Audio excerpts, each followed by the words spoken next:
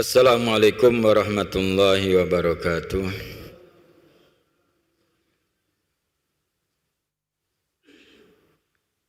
Al-Fatihah ala hadrati Sayyidina wa Habibina Rasulillah Muhammad bin Abdullah wa azwajihi wa zuriyatihi wa ahlil baitihi wa sairil anbiya wa likulli minhum wa sahabat ajma'in, khususan khulafa ar-rasidin sadatina Abu Bakar, Umar, Uthman wa Ali wa bagi ansyarah bashar bil jannati mal arwah Sayyidah Ahmad Zahra, Sayyidah Baba Khadijah Al-Kubra, Sayyidah Aisyah radhiyallahu anha, Sayyidina Hasan, Maulana Husain, Sayyidina Abbas, Sayyidina Hamzah, Sayyidina Abdullah bin Abbas, jami' ahli al-badr wal uhud wal hudabiyah, jami' ashabi Rasulullah sallallahu alaihi wasallam, dzurriyyati Rasulullah sallallahu alaihi wasallam. Minhum Sayyidina Muhajir Allahman bin Isa wa Sayyidina Ali bin Abi Khalid Qasam, Sayyidina Bagil Muqaddam Muhammad bin Ali Ba'ali, jami' sadatina Ali Abi Ala Husain Ibrahim wa jami' ibadillahi sholihin masyarikil adi ila maghribiha, thumma khususan sahabul hadzal kitab al-imam bil irsyad wa qisil ibad wal bilad al-habib Abdullah bin Muhammad al-Haddad wa usulihim furuhim ya Allah ini darajatin fil jannah wa yanfa'una barakatihim asrari manwari mul manafahati fid din wa dunya al akhirah wa walidina wa amwatina wa amwatil muslimina ajmain.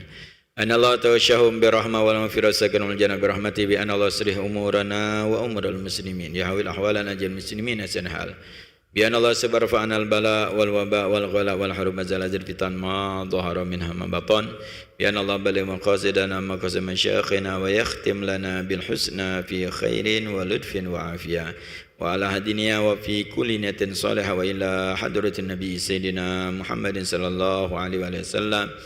Al-Fatihah. A'udzu billahi minasyaitonir rajim. Bismillahirrahmanirrahim. Alhamdulillahirabbil alamin arrahmanir rahim maliki yaumiddin. Iyyaka na'budu wa iyyaka nasta'in. Ihdinas siratal mustaqim. Siratal ladzina an'amta 'alaihim ghairil maghdubi 'alaihim waladdallin. Amin. Bismillahirrahmanirrahim. Alhamdulillahilladzi hadana li hada wa ma kunna linahtadiya laula an hadanallah. Asyhadu an la ilaha illallah wahdahu la syarikalah wa asyhadu anna sayyidana wa nabiyana Muhammadan abduhu wa rasuluh. Allahumma salli wa sallim wa barik ala sayyidina Muhammad Miftahi babir rahmatillah adada ma fi ilmillah salatan wa salaman daimaini bidawami mulkillah wa ala alihi wa sahbihi wa man walah wa la hawla wa la quwata illa billah amma ba'd. Hadirin wal hadirat, mustami'ina mustami'at rahimakumullah. Terlebih dahulu kita bersyukur kepada Allah atas segala nikmat yang Allah berikan kepada kita. Hingga di siang hari ini Allah masih memberikan kepada kita begitu banyak nikmat, terutama nikmat iman, nikmat Islam, nikmat taufik, kemampuan untuk kita beribadah. Di siang hari ini Allah berikan kemampuan untuk kita salat zuhur berjamaah, berzikir, berdoa, i'tikaf, hadir majlis taklim. Mudah-mudahan amal ibadah kita diterima oleh Allah, dipanjangkan umur kita dalam taat kepada Allah Subhanahu wa taala, diampuni segala dosa-dosa kita, dosa kedua orang tua kita, keluarga kita dan orang-orang yang ada hak atas diri kita. Dan Allah Subhanahu wa taala jadikan sisa daripada umurnya kita ini bermanfaat untuk kita dunia dan akhirat. Hingga Allah tutup umur kita dengan husnul khatimah bi khairin wa lutfin wa afiyah. Amin ya rabbal alamin. Dan senantiasa kita bersalawat kepada junjungan kita, suri tauladan bagi kita, penunjuk jalannya kita Nabi besar Sayyiduna Muhammad sallallahu alaihi wasallam beserta keluarga dan para sahabatnya. Hadirin wal hadirat, mustami'ina mustami'at rahimakumullah. Melanjutkan di dalam kitab An-Nasaidiniyah wal Salamaniyah susun al-Imam Haddad radhiyallahu ta'ala anhu wa arda.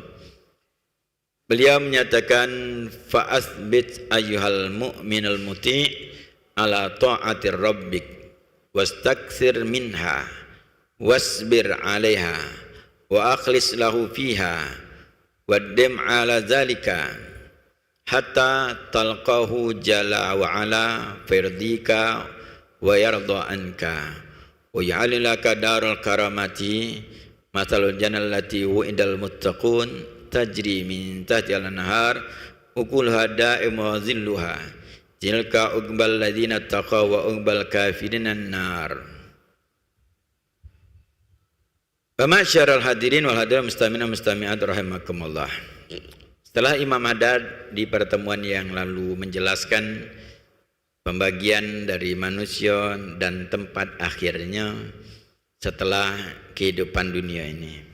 Ada orang mukmin yang taat kepada Allah Subhanahu wa taala, itu jelas tempatnya di surga. Ketika akhir bisa mempertahankan keimanan, taatnya, tempatnya adalah di surganya Allah Subhanahu wa taala.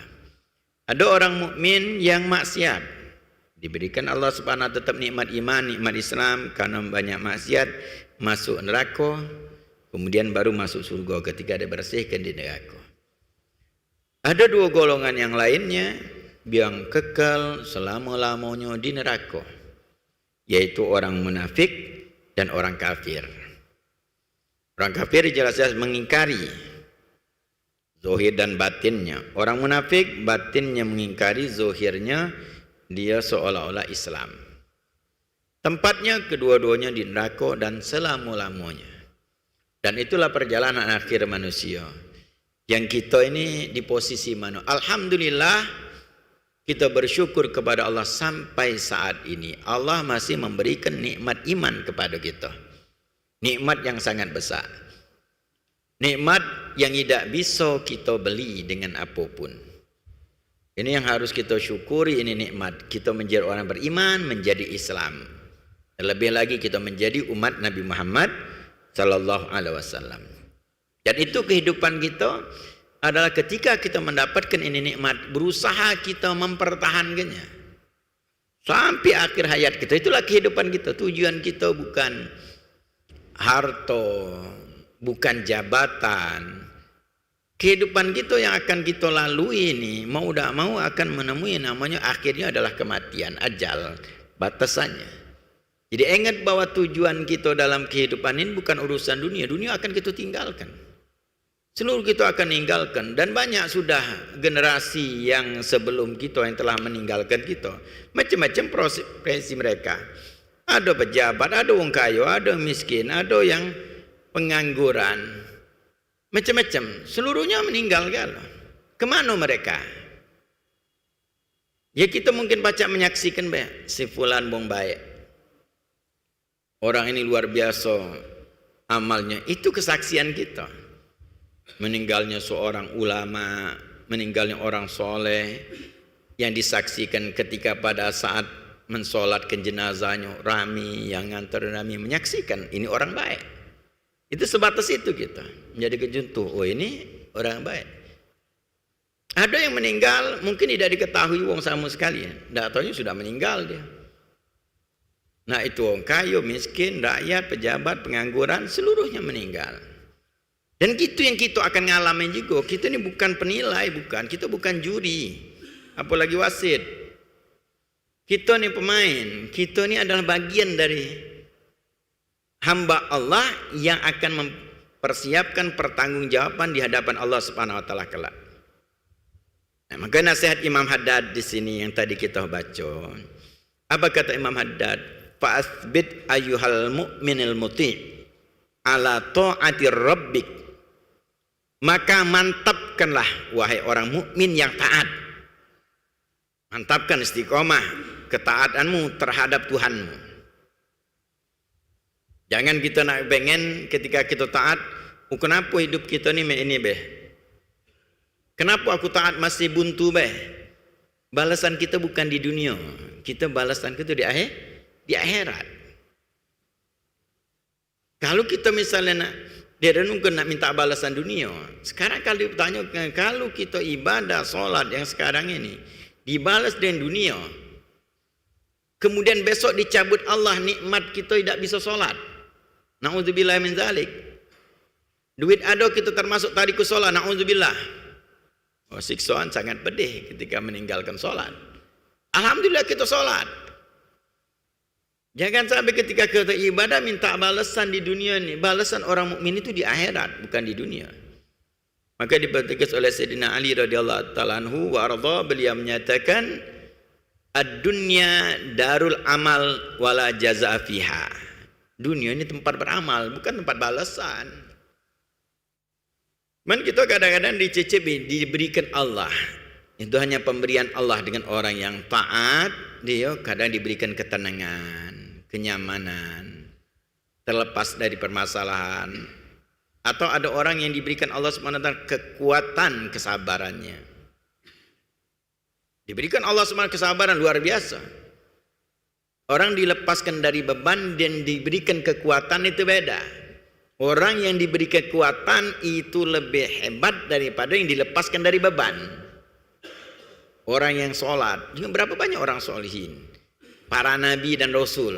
Apa Allah Subhanahu Wa Taala lepaskan beban ini, Allah kuatkan fondasi kesabarannya. Maka yang dikuatkan itu lebih hebat daripada dilepaskan beban. Kadang-kadang kita nak pengen lepaskan beban, diberikan Allah semua kekuatan. Itu pemberian Allah. Cuman yang jelas ketika kita taat, pertahankan taat kita.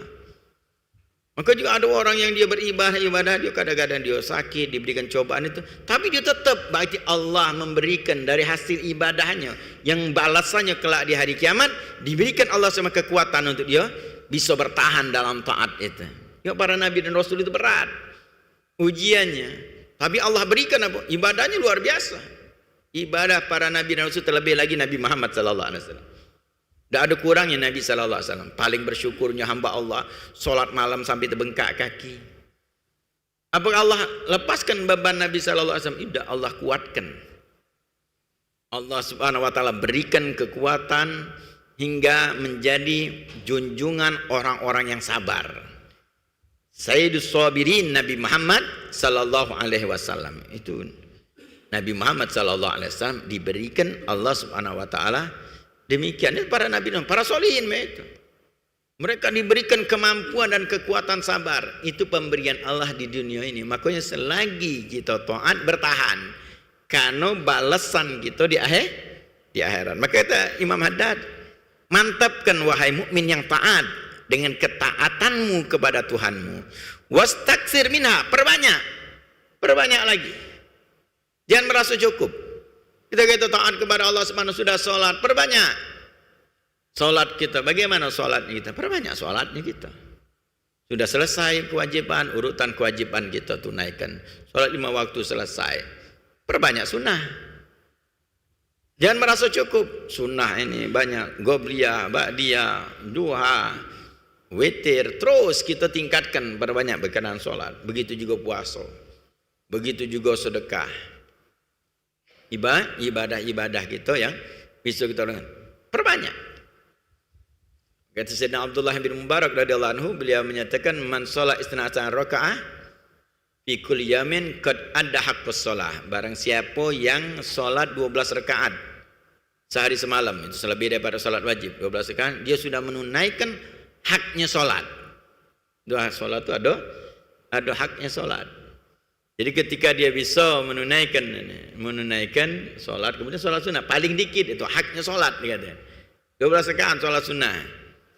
Tapi jangan kita merasa cukup itu, tapi sudah menunaikan.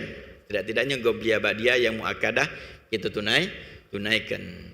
Man shoma, dikatakan fi kulli syahrin salasa ayam qad ada haqqus siyam. Barang siapa puasa 3 hari setiap bulan, dia sudah menunaikan haknya puasa. Wa man tasaddaqa fi kulli jumu'atin bidirhamin faqad adda haqqus shadaqah. Barang siapa yang dia bersedekah setiap Jumat 1 dirham, yaitu sedekah sedikit setiap Jumat, itu sudah menunaikan haknya sedekah.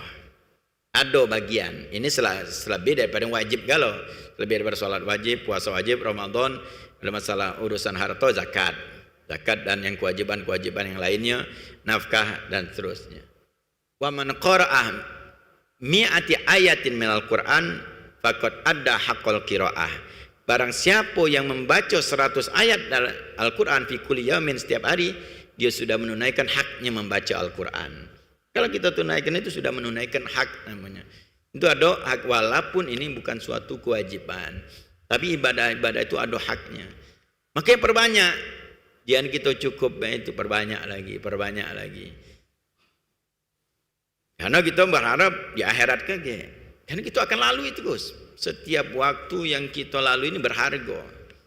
Makanya orang yang meninggal, kalau diizinkan mereka untuk hidup, walaupun sedengat, mereka untuk mengucapkan subhanallah, berzikir, memuji Allah subhanahu wa ta'ala, kalau diizinkan.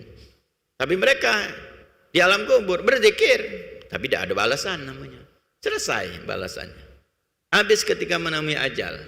Maka orang di kuburan itu berzikir. Berdoa mereka. Tapi tidak ada balasan lagi. Kalau di dunia ini kita ada balasan, nilai ada. Setiap kita zikir, setiap kita berdoa, setiap kita melakukan kebaikan apapun, bahkan niat baik kita akan dibalas Allah Subhanahu dengan kebaikan. Kalau sudah habis ajal kita, tidak ada lagi. Di situ nerima balasan biasa. Darul jaza namanya. Kalau sudah namanya akhirat, dan meninggal itu sudah mulai balasan. Nah ini balasan. Di dunia tidak. Maka mantapkan dan perbanyak. Wasbir alaiha, bukan hanya perbanyak, bersabarlah dengannya. Karena sabar itu adalah sabar dari musibah, cobaan, sabar di dalam taat, sabar di dalam meninggalkan maksiat. Itu bagian daripada kesabaran. Dalam masalah taat sabar, kita sholat, sabar sholat. Terus sampai kapan sabar itu? Apakah sabar itu ada batasan? Baik itu dari cobaan maupun taat maupun meninggal maksiat. Batasan kesabaran itu adalah ketika kita meninggal. Batasannya sama dengan batasan umur kita. Itu sabar. Bukan batasan jumlah sekali, 2 kali, 3 kali. Dah. Dikitnya jangan mbak sabar kalau 3 kali cuman. Dan itu belum dikatakan sabar. Oh kau habis sabar aku. Dikit berarti dengan mbak sabar. Masa? Sabar aku habis. Banyak-banyak sampai meninggal. Karena penilainya orang itu sabar atau tidak adalah Allah Subhanahu wa ta'ala. Sampai kapan dikatakan orang itu sabar? Kalau sudah dia meninggal, habis batasannya dan dia sabar di dalam taat sampai hayatnya, baru dia dapat predikat sabar di dalam taat, sabar di dalam meninggalkan maksiat, sabar di dalam ujian-ujian yang Allah berikan, baru dinamakan di orang sabar. Balasannya tidak terhingga, bigori hisab, tidak baca dihitung. Dan ini dimiliki oleh Nabi Muhammad sallallahu alaihi wasallam, Sayyidus Sabirin, junjungan orang-orang yang sabar. Jadi apa? Sabar dalam ini. Kan ujian di dalam taat juga itu. Mungkin pada saat hari dingin, hujan, apalagi nak mempertahankan sholat berjamaah, ini luar biasa faedahnya.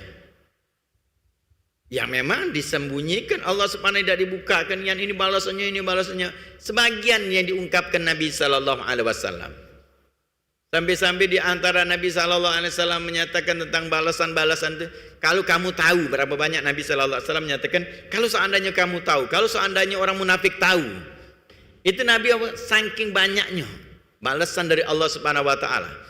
Di antara misalnya saf awal, kalau seandainya orang tahu pada saf awal, mereka akan rebutan untuk di saf awal. Balasannya apa? Nabi yang tahu cuman. Sampai Nabi, kalau kamu tahu kamu akan rebutan. Saking banyaknya tidak bisa diungkapkan balasan-balasan dari Allah Subhanahu wa taala. Maka salah satu kisah di dalam kitab syarah, kitab hadis Nurul Iman, itu menjelaskan satu kisah tentang faedah sholat berjamaah. Orang ada yang rajin di sholat berjamaah di masjid. Rumahnya jauh dari masjid. Jauh rumahnya. Zaman dahulu sulit jalan bukan seperti sekarang ini. Ya terang, jalan bagus. Itu kalau mendapatkan zaman wong tua kita baik di Palembang ini. Tidak ada namanya jalan aspalnya. Kalau di kampung-kampung tuh digambah. Ada yang bolong, ada yang ini. Sesep terbelosok. Zaman ini lagi tidak terdengar lagi untuk belosok. Jalan bagus segala. Semen galau, beton galau. Zaman dulu model itu jalan. Tapi faktanya zaman dulu lebih rajin wong sholat, kan? Zaman ini lagi malahan Lepas dulu musolah penuh. Masjid juga itu. Solat subuhnya ramai. Ini hari jalan bagus. Masjid, musola bagus. Tapi faktanya isinya berkurang malahan. Terlebih lagi di zaman itu ada seorang rajin solat berjamaah, rumahnya jauh. Suatu hari hujan. Jalan becek. Orang ini tetap mau solat berjamaah. Berhenti hujan, jalan becek luar biasa, tapi tetap dia ada di rumah. Jalan menuju masjid, jauh tempatnya. Di pertengahan jalan, ya namanya jalan rusak, licin, terpleset dia. Jatuh, nampak dia, kotor galau. Balik dia ke rumah. Dia balik ke rumah, ganti pakaian lagi. Bersih-bersih, ganti pakaian lagi, keluar lagi. Lebih hati-hati dia. Ketika pada saat keluar lagi, lebih hati-hati. Sudah dekat masjid, nyampak lagi dia. Kotor lagi.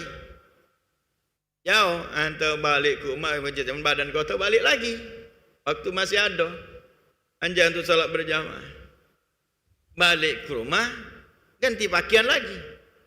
Kalau kita modal itu mungkin, sudahlah uzur ini, lah 2 kali. Ini di rumah belah. Kalau modal kita ni ketika hujan sudah di rumah be. Lagi cek di rumah be, uzur sudah kaget besok baik. Ini tidak galak melepaskan faedah berjamaah. Ketiga kali dia keluar lagi dengan lebih hati-hati lagi dia berjalan. Ketika sampai masjid, dekat pintu masjid, sudahnya nyampe di masjid, baru dia nak langkah nak masuk, dia terpleset lagi. Tapi ketika dia terpleset, ada orang di belakangnya nahan. Dia pegang orang. Seorang pemuda megangnya. Akhirnya tidak jadi nyampe. Terima kasih luar biasa dia. Terima kasih kau telah menyelamatkan aku. Kau tahu tak katanya 2 kali aku ni sudah nyampak ini. Pegangnya tangan pemuda tadi. Kau tahu tak solat berjamaah itu luar biasa faedahnya. Kenapa aku tahan berulang kali? Payo kita sama-sama solat masuk masjid. Kau juga melok masuk masjid. Pemuda tadi ngomong apa? Lepaskan tangan aku, dia katakan. Kau lajulah ke masjid, aku tidak. Tak bisa. Ini faedah besar. Kau sudah nolong aku, kau harus juga dapatkan faedah ini. Solat berjamaah. Tidak katanya, lajulah kau baik. Tidak dah, aku harus ngajak kau juga dapat faedah ini. Kau sudah menolong aku. Dipegangnya kuat-kuat, tak dilepaskannya. Kata, dilepaskanlah tangan aku. Tidak katanya. Akhirnya ngomong tadi. Aku tak wajib solat bagi aku. Tidak apa? Tidak wajib solat. Tak baca katanya, wajib kalau kita solat. Akhirnya dia paksa tidak dilepaskan tangannya. Tidak bisa melepaskan ini tadi. Pemuda tidak bisa melepas tangan. Akhirnya ngomong, dikatakan, kenapa kau ngomong tidak ada wajib? Tunjuk aku alasan. Siapa kau ni? Akhirnya tadi ngomong, aku ni iblis. Tambah tak lepaskannya. Iblis itu ya tentu dengan orang taat dia lemah. Maka dengan Sayyidina Umar berlari. Syaitan berlari kata Nabi SAW. Karena orang yang kuat iman, orang taat, itu iblis dia lemah. Orang yang ikhlas pada Allah Subhanahu, beri Allah Subhanahu kekuatan. Ini juga Sayyidina Umar dikabarkan Nabi SAW. Lau salaka Umar fajjan la salaka syaitan fajjan akhar. Kalau Sayyidina Umar lewat lurung ini, lewat jalan ini, syaitan jalan lain, entah dia. Saking takut. Itu dengan orang yang beriman, bukan kekuatan fisik, bukan, kekuatan batin. Tak lepaskannya. Beri alasan katanya. Akhirnya ngomong iblis, kalau kau iblis, kenapa kau nolong aku? Biarkan aku campak. Akhirnya tetap ini tadi tidak dilepaskannya. Kata iblis akhirnya memberikan alasan. Kalau kunjuk alasan, cepat kau galak melepaskan, kau lepaskan. Akhirnya iblis ngomong, kau tahu tak, aku memperhatikan kau dari tadi. Kau keluar dari rumah, nyampak bertamu kali 2 kali, aku tahu galau. Dan kau tahu dikatakan apa yang diberikan Allah Subhanahu Wa Taala. Pertama kali kau nyampak, dosa-dosa kau diampuni Allah galau. Yang kedua kali ketika kau nyampak, kemudian kau balik lagi, dosa keluarga kau dan orang sekitar kau diampuni Allah Subhanahu wa taala. Dan aku khawatir kalau kau nyampak ketiga ini kau balik lagi. Lagi dosa umat ni kalau diampuni Allah kalau sia-sia aku.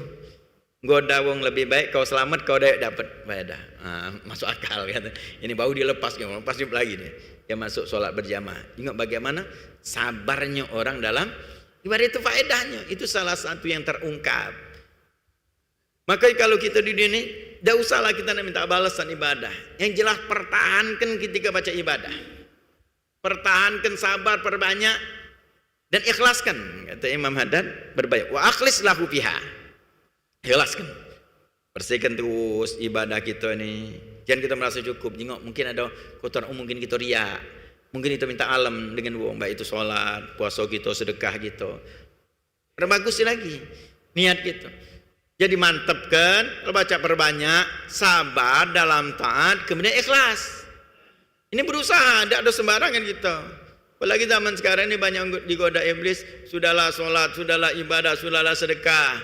Kalau belum ikhlas, ada bahasanya itu kadang-kadang percuma kalau tidak ikhlas. Ya percuma bagi dia. Sedangkan ikhlas itu tidak akan bisa kita dapatkan kecuali beramal dulu. Baru baca ikhlas. Maka anak sering sampaikan, kalau sedekah atau ngomong sedekah tidak ikhlas percuma. Mending dia sedekah tidak ikhlas daripada tidak sedekah sama sekali. Dia ikhlas dia, tapi masih menunjuk faedah dengan wong. Kalau tidak ada sedekah sama sekali, mana ada faedah? Pelit namanya itu. Bahasanya dia, aku kalau sedekah nak nunggu ikhlas. Kata sedekah dulu, nah baru ikhlas itu ngering. Amal dulu ada wujud amalnya, baru baca gitu ikhlas. Masih mending wong yang sedekah ada ikhlas daripada wong yang tidak sedekah sama sekali. Pelit dia. Kalau wong yang sedekah walaupun dia mungkin tidak ikhlas, tapi dapat manfaat. Ada wong sago dak gati beras di rumah, dak gati makan, dia sedekah dia. Dia berambok dengan wong. Tidak ikhlas dia. Tapi ada manfaat. Wong tadi ada beras, ada makan. Siapa nganjuk Syanu? Oh, Syanu tidak ikhlas kalau sedekah. Terserahlah, yang penting nganjuk daripada kau ngomong baik. Kan pastinya itu jawab pun. Kenapa? Ada faedah masih. Maka nak ikhlas itu beramal dulu baru bisa tahu ikhlas. Maka kita yang amal gitu ada mantapkan, perbanyak, sabar, perbaiki keikhlasan. Kata Imam, ikhlas di dalamnya. Karena amalan yang kita sedikit ikhlas murni itu diterima Allah, kita akan dicukupi Allah Subhanahu wa taala segalanya. Allah tidak butuh dengan amal kita, makanya amal-amal yang murni yang itu yang diterima Allah. Sikok diterima Allah, seluruhnya Allah Subhanahu wa taala bagus segala jadikan. Allah ampuni dosa. Yang bagaimana para solihin dahulu. Mereka amalnya banyak seperti Imam Junaid radhiyallahu anhu. Imam Junaid itu amalannya luar biasa, seorang ahli dalam ilmu agama, alim, amalannya banyak. Juga saudagar kaya dia. Pedagang hebat, top namanya. Kaya. Ketika dia meninggal, ada orang bermimpi, apa yang kau dapatkan dari Allah? Bagaimana dengan amalan? Apa dia ngomong? Seluruhnya musnah galau ketika dikoreksi. Hingga dikatakan, ada amalan aku yang bagus. Mana bagus itu ikhlas. 2 rakaat aku solat malam. Itu yang diterima Allah cuman. Terus dari mana? Gara-gara 2 rakaat solat malam inilah, dosa-dosa aku diampuni Allah Subhanahu wa taala, derajat aku diangkat Allah Subhanahu wa taala, ikhlas. 2 rakaat itu ternyata diterima Allah bagi Imam Junaid. Imam Ghazali beda lagi. Imam Ghazali ketika wafat dengan kitabnya luar biasa, amalannya luar biasa, hebat di dalam beliau beramal, terkenal sampai sekarang. Menunjukkan orang ikhlas itu sampai sekarang kitab-kitab yang mereka karang bermanfaat, nasihat-nasihat bermanfaat. Inilah hakikat daripada umur panjang. Sudah meninggal sekian ratus tahun yang lalu, tapi namanya masih disebut. Telah berkata Imam Ghazali, berkata Imam Junaid, berkata Imam Syafi'i. Meninggal mereka sudah, tapi masih di tengah-tengah kita. Berapa banyak di zaman mereka yang sudah meninggal, namanya kita tidak tahu lagi, kenal tidak, tapi mereka terkenal. Ini namanya hakikat umur panjang, dapat faedah terus. Imam Ghazali ketika meninggal ada juga bermimpi, nanyo. Beliau ngomongkan, tidak diterima Allah agama seluruhnya, kecuali sikok. Apa sikok itu? Suatu hari aku dikatakan menulis kitab lagi nulis dikatakan ada lalat nempel di penanya. Pada saat itu jiwanya kasih sayangnya luar biasa dengan ini makhluk Allah lagi kausan. Tahan beliau diam mantep. Kalau kita mungkin marah pada saat nganggu pula ini. Ini pada saat itu sayang. Ini lalat adalah makhluk Allah, dia kehausan. Dia didiamkannya. Setelah itu lalat itu terbang dewek, baru dia melanjutkan tulis. Dia merasa pada saat itu bukan suatu amalan nian, sedikit. Ternyata itu yang diterima Allah. Hingga Allah Subhanahu wa taala ampuni dosa-dosa, diangkat derajat. Makanya kita tidak tahu yang mana amalan-amalan kita ni yang bagus. Ya berusaha kita, solat kita berusaha ikhlas, puasa kita berusaha ikhlas, sedekah kita dan seterusnya amalan-amalannya. Karena Allah Subhanahu wa taala mungkin dari situlah yang akan ada. Yang mungkin kita tidak tahu, mungkin kita sudah lupa. Ternyata mungkin di situ yang diterima Allah Subhanahu wa taala. Jadi nasihat Imam Haddad kepada kita yang taat kepada Allah, pertahankan taatnya, perbanyak sabar dan ikhlaskan. Wadim ala dzalika, dan dawamkan hal tersebut terus sampai kapan? Hatta talqahu jalla wa ala fardika wa yarda anka yuhallaka dar karamati. Dikatakan sampai kau berjumpa dengan Allah sampai meninggal. Aku kena sampai meninggal batasannya.